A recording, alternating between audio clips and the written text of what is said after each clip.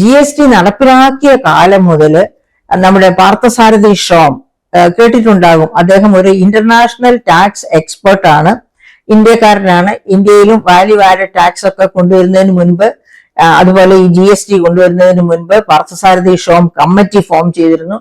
ആ കമ്മിറ്റി പറഞ്ഞിരുന്നത് GST കൊണ്ടുവരുമ്പോൾ 2-ലധികം നിരക്കുകൾ ഉണ്ടാകരുത്, അത് ഒരു പവർഫുൾ ആയിട്ടുള്ള GST സമ്പ്രദായം ആയിരിക്കത്തില്ല, അപ്പൊ 2 നിരക്കുകളെ ഉണ്ടാക്കാവൂ എന്നാണ് അദ്ദേഹം പറഞ്ഞത്. അദ്ദേഹം പറഞ്ഞ മറ്റൊരു പ്രധാനപ്പെട്ട കാര്യമുണ്ട്. അദ്ദേഹത്തിന്റെ ഡെവലപ്മെന്റ് ആൻഡ് ടാക്സേഷൻ എന്ന് പറഞ്ഞ പുസ്തകം ഇവിടെ ഇരിപ്പുണ്ട്. അതിന്റെ പേജ് 171 എടുത്ത് നിങ്ങൾ നോക്കണം വെബ്സൈറ്റിൽ. പേജ് 171. അതിലെന്താ അദ്ദേഹം പറയുന്നത്? If petroleum is out it is not GST. അതായത് GSTക്ക് അകത്ത് പെട്രോളിനെ കയറ്റിയിട്ടില്ലെങ്കിൽ ആ GST അല്ലെന്നാണ് പാർത്ഥസാരഥി ഷോം പറഞ്ഞിരിക്കുന്നത്.